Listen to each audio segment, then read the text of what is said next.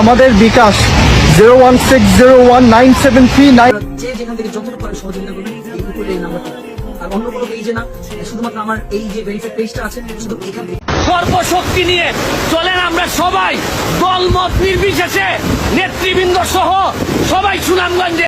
Hello বন্ধুরা, আসসালামু আলাইকুম। কোটা আন্দোলন ইস্যুতে অনেক সেলিব্রিটি চুপ থাকায় তাদেরকে একের পর এক ট্রোল করা হয়েছে। সেই সকল সেলিব্রিটির মধ্যে অন্যতম হচ্ছে তৌহিদ আফ্রিদি, ফারাজ করিম চৌধুরী এবং ব্যারিস্টার সুমন তাসরিফ খান।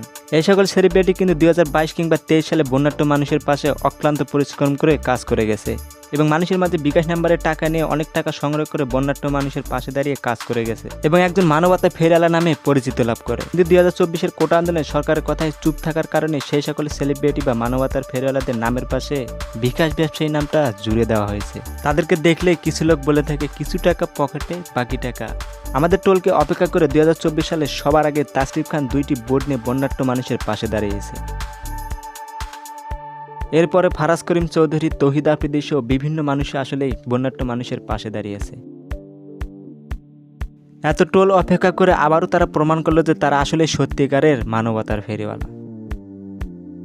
এখন বন্ধুরা আপনারা বলেন, 2024 সালে এত বড় একটা বন্যায় যেখানে 8 থেকে 10 জেলায় প্রায় 40 লক্ষ মানুষ বানে ভাচ্ছে, তাদের পাশে কিন্তু ঠিকই তারা দাঁড়িয়েছে।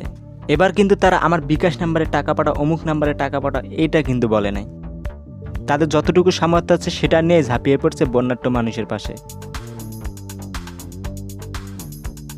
এখন আবার অনেকে তাদেরকে বলবে তারা আবার নতুন করে মানুষের ভালোবাসা পাওয়ার জন্য এমনটা করছে। ভাই একটু বোঝার চেষ্টা করেন, এখন বলা কিংবা ভাবারও বিষয় এগুলা না। আমাদের সর্বস্তরের মানুষকে তাদের সামর্থ্য অনুযায়ী পাশে দাঁড়াতে হবে এই সকল বন্যাঢ্য মানুষের পাশে, এটাই হচ্ছে এখন বড় বিষয়। তবু বলবো এই সকল সেলিব্রিটি নিয়ে আপনাদের মতামতকে অবশ্যই ভিডিওর কমেন্ট সেকশনে জানিয়ে দেবেন। সো গাইস, আজকের মতো ভিডিও এই পর্যন্ত। ভিডিওটা ভালো লাগলে অবশ্যই লাইক করে দেবেন, চ্যানেলে নতুন হয়ে থাকলে সাবস্ক্রাইব করে নেবেন এবং ফেসবুক পেজ হয়ে থাকলে অবশ্যই ফলো করে দেবেন। সবাই সুস্থ কামনা করে আজকের মতো খোদা হাফেজ।